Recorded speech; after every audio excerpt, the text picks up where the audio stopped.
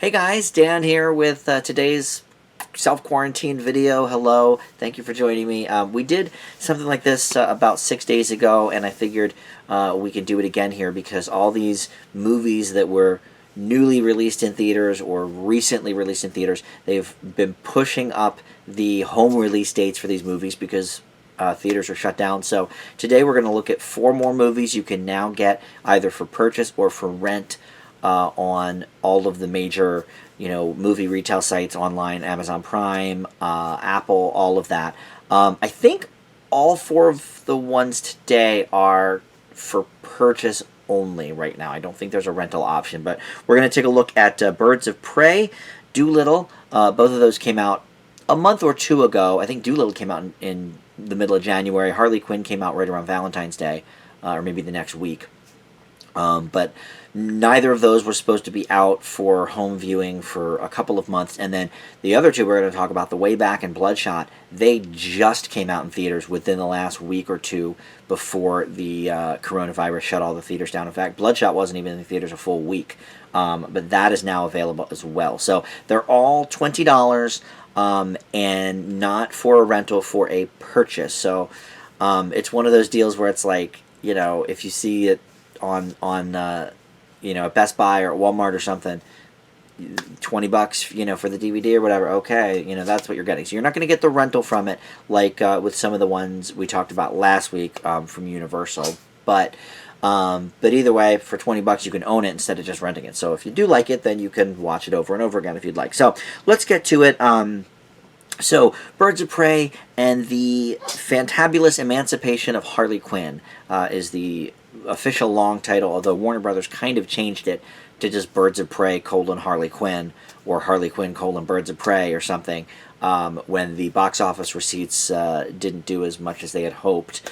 So this basically picks up after Suicide Squad, but it's in the same universe. It's still in that DC extended universe that they've been trying to create successfully for about 4 or 5 years now. I mean, I guess Batman v Superman, maybe even before that, I guess Man of Steel was the first one, and then they had Batman v Superman, and then they had Suicide Squad, I guess, was after that, and then Wonder Woman was in there, and then the Aquaman movie, and so they've tried their hand, and the Justice League. They've had many trials and tribulations here at the old DC factory, but one constant I think that most people agree on is that Margot Robbie is amazing as Harley Quinn.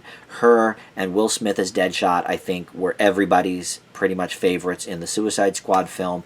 And I've said on the record many times, I liked Suicide Squad more than most. I don't think it was amazing, but, people think it's the worst thing that they've ever seen. Oh my God, this is horrible. It was okay. I gave it a B-. I've seen it 3 times. It's an okay movie. But obviously DC's crowning achievement lately has been Wonder Woman, so it's almost like, how does this compare to Wonder Woman as opposed to how does it compare to anything else? It's obviously not as good as Wonder Woman. Many things are not. But look, this is actually a really fun movie. It's basically what happens is, she has just broken up with the Joker, so she is out on her own, doing her thing, and essentially, she runs into this little girl who is a pickpocket and has stolen this diamond that the bad guys are trying to get a hold of. So it all takes place in Gotham City, so it's all very, Batman and Suicide Squad adjacent, even though other than the Joker and other than Batman, I think it's one specific mention, and then also the hyena that Harley keeps is called Bruce, as, a sort of wink wink nod to Bruce Wayne. But other than that, we do hear quite a bit from the Joker. But some of the other people in this film include Mary Elizabeth Winstead as the Huntress. Then we've got Journey Smollett-Bell. She plays Black Canary. Rosie Perez is a cop. Who else? Ali Wong plays the ex-girlfriend of Rosie Perez, and they're sort of trying to, be on one side of the law, but then Rosie gets her badge taken away for the moment, so she goes kind of vigilante. And then the bad guy is Ewan McGregor as Black Mask. And Chris Messina is in it as well from what's called the Mindy Project. He's always a good time too. He plays Victor Zazaz, or however you pronounce his name. And essentially, it's, sort of a girl power movie, because the group of guys that is trying to attack them, and then, she ends up teaming up with Rosie Perez and the Huntress and all of this. And the little girl as well once she busts her out of jail. So that's like the basic plot. It's your typical comic book type plot. Good guys versus the evil guys. But of course Harley Quinn's a little bit different because she's sort of a bad guy herself, right? So she falls into this gray area. So let's talk about the movie itself. Like I said up top, this was a lot of fun. I would say this is probably the most fun movie I've seen this year, and that includes Sonic the Hedgehog, which I've already seen, which was a lot of fun in itself, but I think this was more fun than that. Margot Robbie is this wonderful actress. We are really realizing, I think, as a society, oh my God, this woman is a powerhouse and a force to be reckoned with. We've seen it the last, I would say, 3 years or so, ever since the I, Tonya movie came out, and then she was in Bombshell this year. Even the Mary Queen of Scots movie, which wasn't very good, but she was good in it. She has got a really, really diverse capability here that I don't think, certainly I didn't realize when she first came onto the scene. I think the first time I saw her was Wolf of Wall Street. But her and Will Smith owned the Suicide Squad movie. I mean, they made it so much fun. DC has this problem of making their movies too dark, so they're like, okay, let's throw some fun into the mix. Harley Quinn is a fun character, and Margot Robbie really, drives her even to the next level, I think. And she is the reason this movie is such a success. Because script-wise, it's pretty basic, and plot hole-wise, there's a few, but it is very comic booky. It is more fun than really, I would say, any of the recent DC movies, probably since, the Schumacher days of Batman. I mean, this movie, I'm not counting things like a Lego Batman in that, but, in terms of the DC extended universe that they've created the last, few years, this is a lot of fun. Now, there's a lot of violence in it, and there's a lot of language in it. I personally think the reason this movie did not do so well at the box office is because they made it R-rated. I don't think it needed to be R-rated.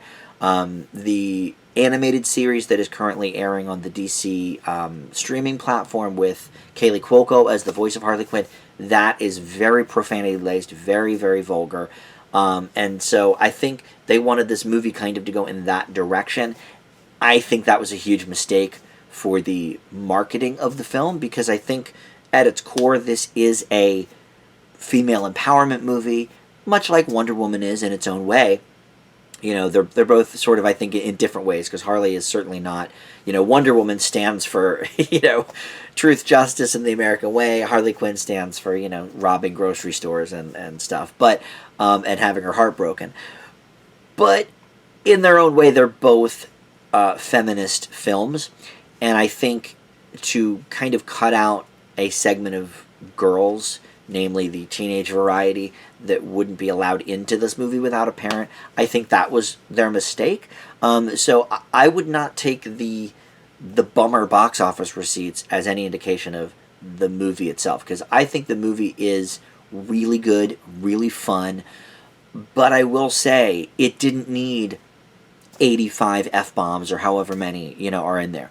And I think if they tone down the violence just a little, because the MPAA doesn't really care about violence, if they tone down the violence just a little, I think this movie could have gotten a PG-13, and I think even been a better movie for it. Deadpool is a specific kind of R-rated superhero. And then Logan was an R-rated superhero movie, but it was more of in the way that Joker is an R-rated movie. this character just happens to be Logan, you know, but it's a very like intensely dramatic story, as opposed to like a comic book story. So I don't think this movie needed to be rated R. I don't think the language helped it. It didn't enhance my fun of the movie. I think the movie was already lots of fun. The action sequences were really neat. I know Margot Robbie did a lot of her own stunts, not all of them, but many of them, including there's like this towards the end, like one of the final battles is in like this roller. She's on roller skates in like a carousel kind of thing, and as far as I read, I mean that was all her doing that. So that's really cool. So the choreography for the fights was neat. It had a lot of the fun spirit of the Suicide Squad movie, but actually put it to good use. Whereas I think Suicide Squad was really unfocused. This knows what it is. I think it steps over the line too far to be something that it doesn't need to be. But regardless of that, I had a great time watching it. She is so good in this role. And Ewan McGregor, I don't think gets enough respect either in the industry for being just a really good supporting actor. He's almost what I would call a character actor at this point. Because yes, he's been a leading man a couple of times, but like he chooses all these wildly different projects and typically shines in all of them. You know, like he was in that Christopher Robin movie like a year or two ago for Disney. You know, everything he does is just a little bit different, you know? And he was having a lot of fun with this character. Chris Messina was having a lot of fun with his character.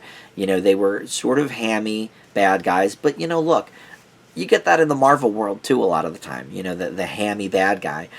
So I didn't mind that so much. It added sort of to the camp of this movie. One thing I thought was weird was there were a lot of sort of like, needle drop type moments with the soundtrack. The soundtrack itself was good, but I think it wanted to have too much of that, like, somebody's going to stop the soundtrack because they're going to say something, real witty that you have to hear and whatever. So, like, it was like an odd sort of soundtrack a little bit. And the one thing I really didn't like was they did this minor key version of Hit Me With Your Best Shot by Pat Benatar, like, leading into the final battle.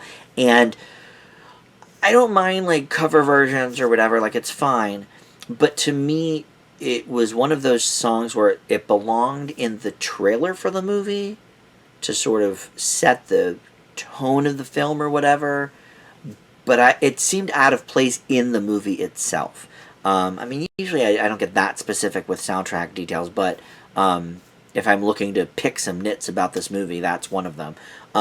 Because overall, I really did enjoy this movie. I thought it is, other than Wonder Woman, the best of the DC universe that we've seen so far. And I'm not surprised by that, because I do love the character, and I love Margot Robbie's interpretation of her as well.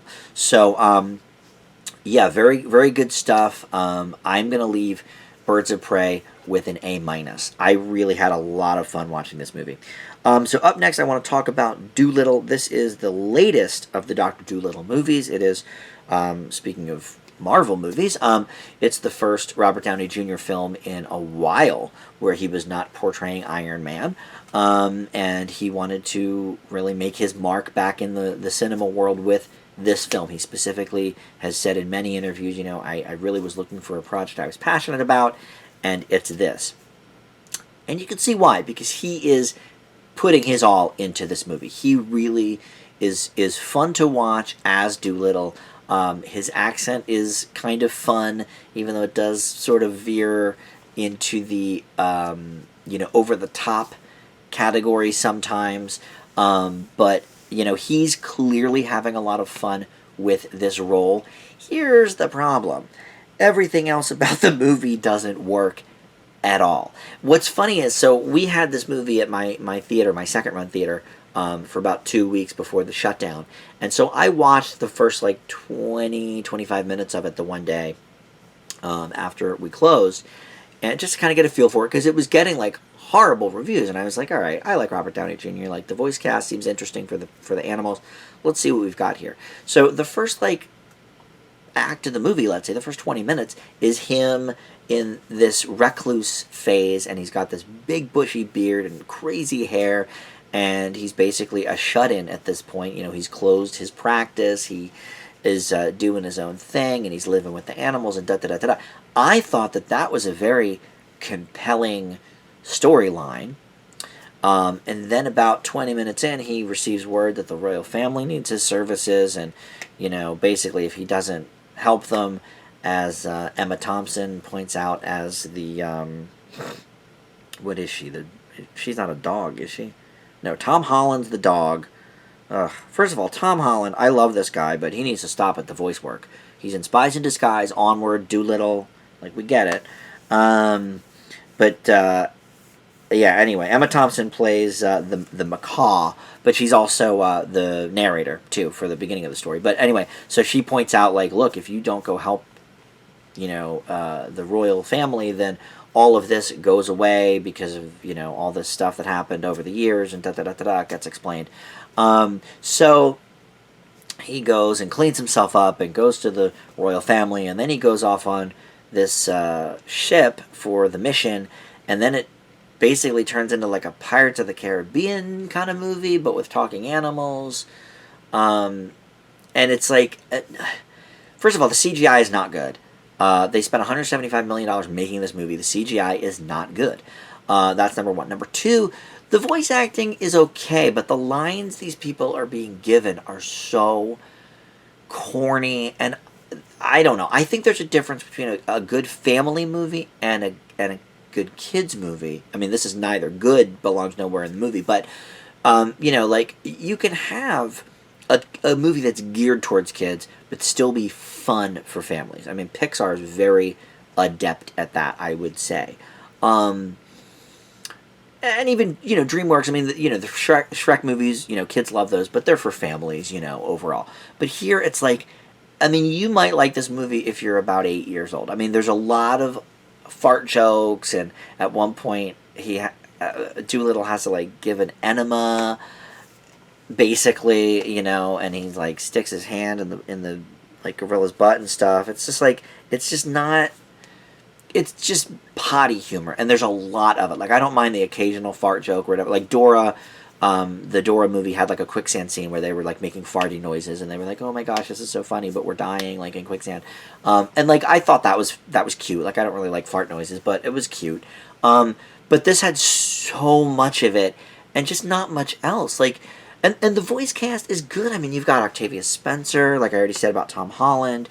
You've got Kumail Nanjiani, who I love. Antonio Banderas plays the king, and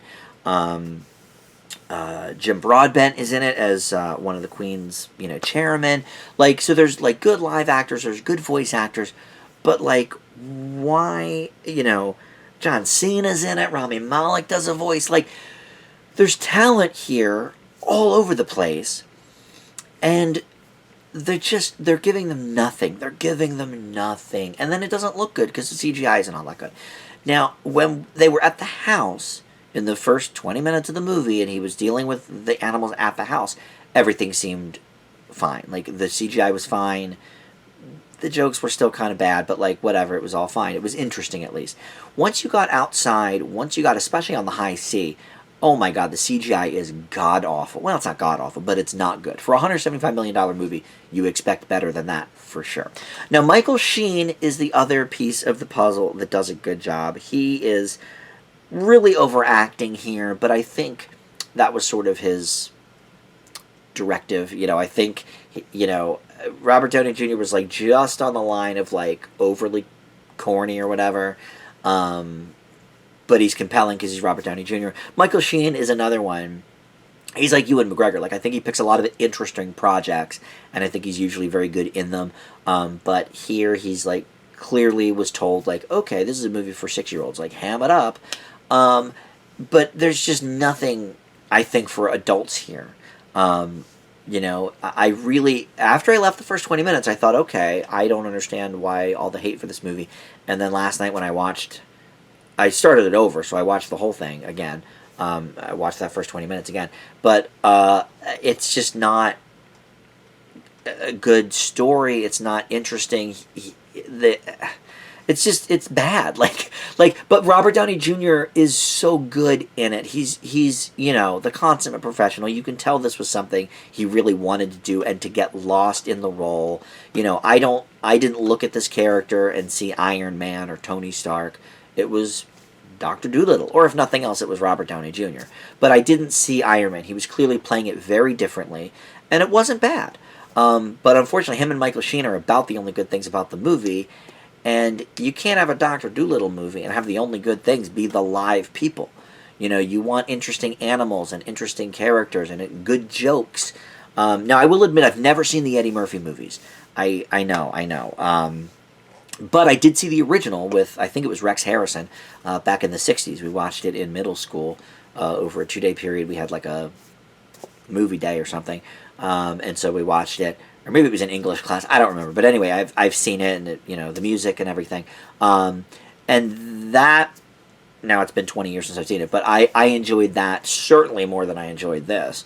The Eddie Murphy one probably would fall somewhere in between, if I know my Eddie Murphy 90s comedies. But this one it's about as bad as the critics seem to think it was. I give Dolittle a D+. I was shocked, especially after seeing the first 20 minutes, to realize this would be my lowest one of these four, with the D+. So, all right. So up next, let's go to the way back. This is Ben Affleck's sort of comeback vehicle, sort of a personal project for him. It reteams him with his accountant director, Gavin O'Connor, which I guess they're still filming The Accountant 2. That's been in the works for a few years here. But basically, he is a former basketball great for his high school. He, led the team to these victories, and then they haven't seen a victory since he left. They say the number, I think 25 years or whatever ago. So now he's doing construction, but he is a really bad alcoholic. He's a mess, and he gets this opportunity to coach this team, and at first doesn't want to take it, but decides to go ahead and say, okay, this is my old alma mater. The last time they had a successful year was when I was on the team. Now maybe I can coach, even though I don't know how, and da-da-da-da-da. But once he meets these kids, he's like, okay, I can do this. Let's go. And he gets this great, communication with them. However, the higher-ups of the school aren't so sure about him because he is loud and he curses. And this is a very... is it a Catholic school specifically? I think it is, right? It's a Catholic high school. So they have this code of conduct, and he's obviously breaching it constantly by swearing and cursing at umpires. And basketball, they're called referees, Dan. Cursing at the refs and cursing at the kids on the team, to try and motivate them a little more, because he doesn't really know how to be a coach yet. And so sure enough, he gets him turned around and he starts winning these games, but he can't kick the sauce. And so he ends up getting fired from coaching because of that. And this all happens like before the midpoint of the movie. So we see a lot of success for this team, as the ramp up, and then the alcoholism of the story takes back over for most of the back half. We also find out something in the middle of the movie or so that I don't want to give away because I don't try to do spoilers, but Ben Affleck has revealed it in several interviews. So if you've seen any interviews with him about the movie, you probably already know what happens. But the marketing did not play up this angle at all. So you sort of learn a little bit about what led him to drink in the first place, I guess, at least to excess. This could have been a very, very generic sports story. We see high school sports movies all the time, and some are good, some are bad, but most of them have a lot of the same beats, and this does as well. But what elevates this, a lot like, I guess, the movies we've already talked about. I mean, Margot Robbie definitely elevated Birds of Prey with her character, and I think Robert Downey Jr. is probably the only thing keeping Dolittle from getting an F. So here, again, we have a fantastic, fantastic performance. This is one of Affleck's best performances, I think, at least in a long time. And I love this guy. I mean, I thought he was a great Batman. I love Argo. I think he's a good director. I love Gone Girl. And then, obviously even some of his earlier work, Good Will Hunting and stuff. But, this is obviously a very personal story for him. If you follow the celebrity news at all, you know that him and Jennifer Garner, got divorced largely due to his alcoholism. He has a history of that in his family with his brother Casey and with his mom and with his his grandparents and stuff. So it's going down over the generations, and it is it ruined his marriage in real life, and it's ruining this character's life as well in the movie. This clearly is a very, very personal project for Ben Affleck, and it shows. I mean, he is committed 100% to this character and to this movie, even when it's a little bit generic, even when the movie ends and you're like, wait, shouldn't there be another half hour to this of what happens after all of this? Because the movie doesn't seem to have a conclusive ending, and I'm sure that was done on purpose in the guise, I would imagine, of, okay, it's a metaphor because we're always struggling every day in our lives with addiction and da-da-da-da-da. It never ends, this and that. All right, that's fair. I don't deny that. I think it's a clever way to end a movie, and it certainly didn't go on too long. It's only about an hour and 50 minutes, so it certainly doesn't go on too long. But I would have liked a little bit more of what happens next in this story. So there's that. And then I guess I just wish there was more of a balance between the basketball and the alcoholism, because it's like we know he's an alcoholic right away. Like we see him, sipping a beer in the shower, and we see him being kind of a mess, and then he goes and does the basketball. And then it's mostly basketball for a good 45 minutes. Yeah, he still drinks down at the bar, and yeah, he might get drunk a little bit, but it doesn't bleed into the coaching and stuff until it does. So it's like there might have been a more even mix of the two things, but each story is very solid on its own. The basketball stuff is a little bit generic. Al Madrigal co-stars in the film, and he's always great to see. Usually I know him from comedies, but he's an okay dramatic actor too. He was good in this, but yeah, Affleck is really what makes this work the way it does. I just wish there was more. I wish the credits didn't roll when they did. I wish we had a little more time with this character to see what does happen next. But I thought this was a really, really good movie. Great comeback vehicle for Ben, if that's what you want to call it. And I give The Way Back a B+. So last we have Bloodshot. And because of Dolittle, it's last but not least. This film I expected to truly hate. I will say that. The preview looked horrible. In fact, when the preview first started, I saw it. I don't watch previews a lot, but I went to see 1917 in the theater, and we got there early because we thought it would be crowded.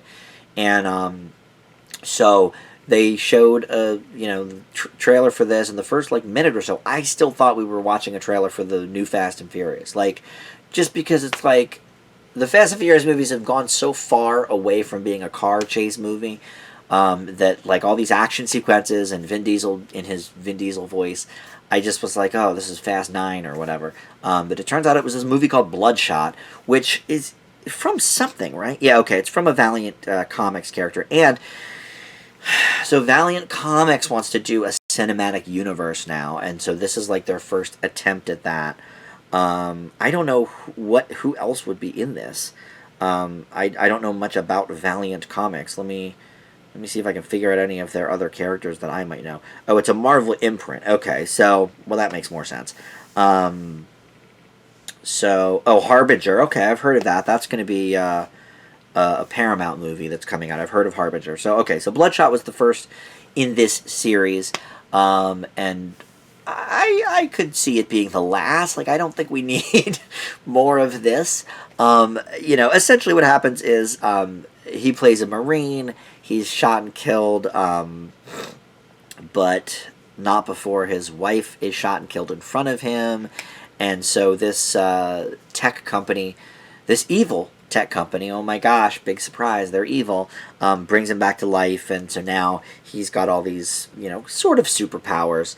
And I guess if it's based on a comic book, maybe they're legitimate superpowers. So he's used now as basically a weapon, except he wants to instead go ahead and track down the dude that killed him and his wife in the first place, and go for revenge. So turns out to be more of a revenge movie than anything else. But there is a lot of there's multiple bad guys, because you've got the original bad guys, and you've got the company who's bad, and then you sort of start to wonder if Vin Diesel's character is bad as well at some points. But Guy Pearce plays like the head of the tech lab, and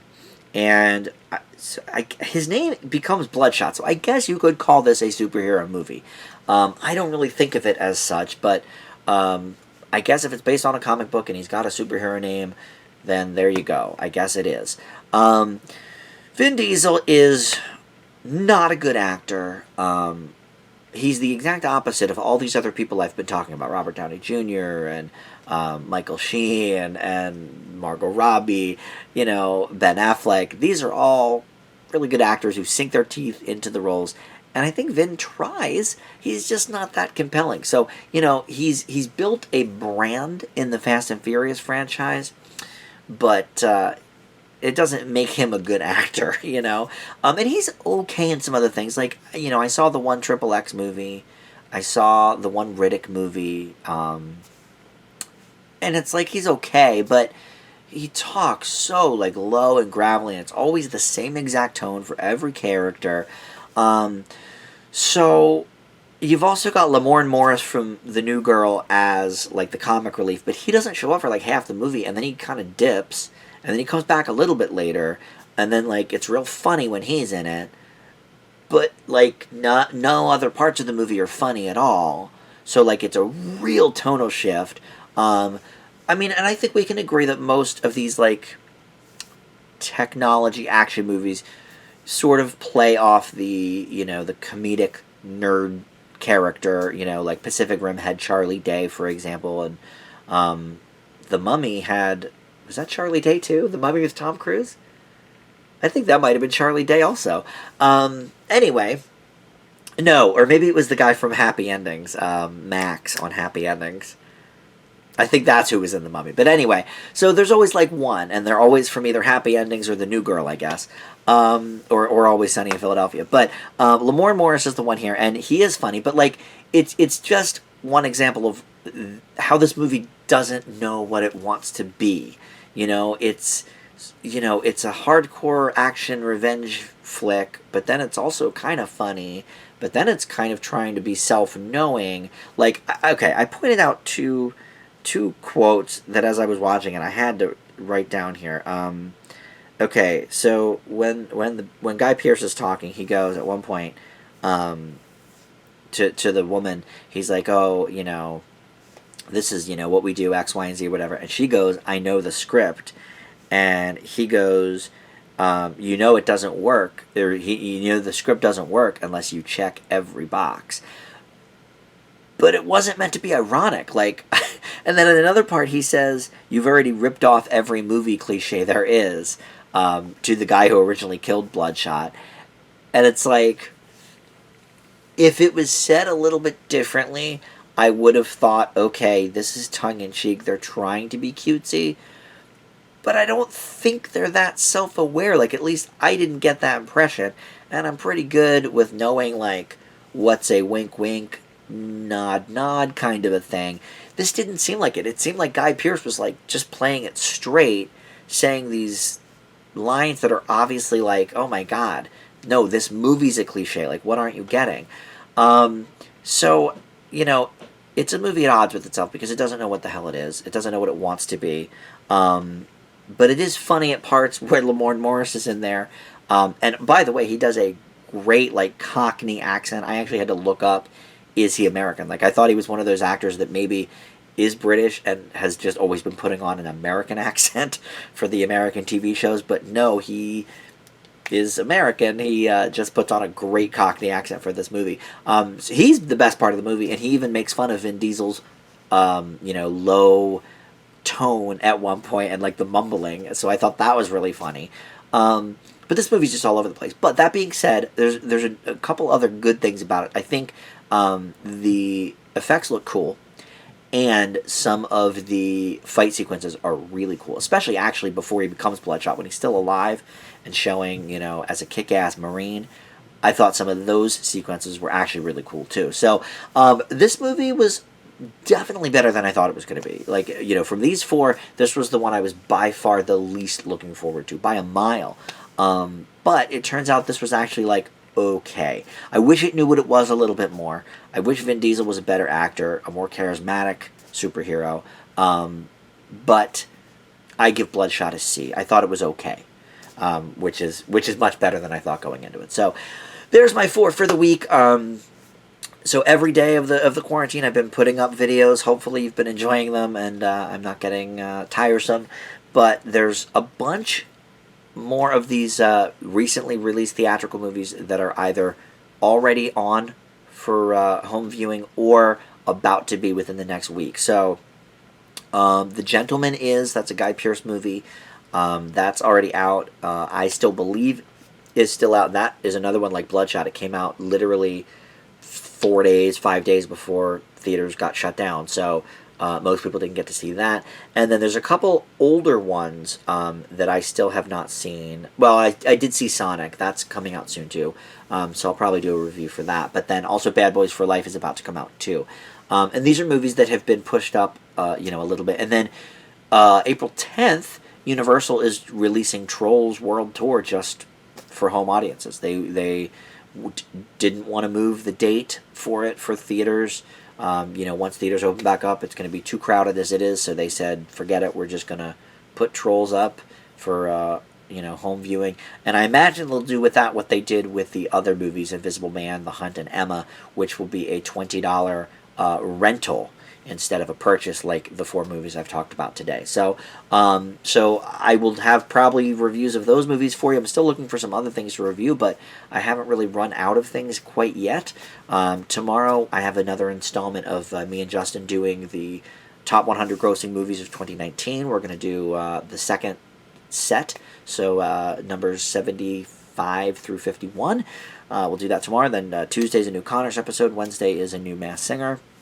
Thursday I'll have my TV news and reviews, and I'm trying to figure out a way to maybe get a webcam up and running so I can do like some Disney reviews with Tim, or maybe some Frasier Friday with Joe. So I don't know. I'm not very technologically advanced, so we'll figure it out hopefully in the next week or two. Part of it is my webcam doesn't work on my laptop, so I may have to borrow a laptop. But anyway, this is all besides the point. Comment below if you've seen any of these movies. Let me know. I know a few of these have been pretty divisive. I think Birds of Prey for audiences is a bit divisive. So maybe you did not like it nearly as much as I did. I would love to hear why.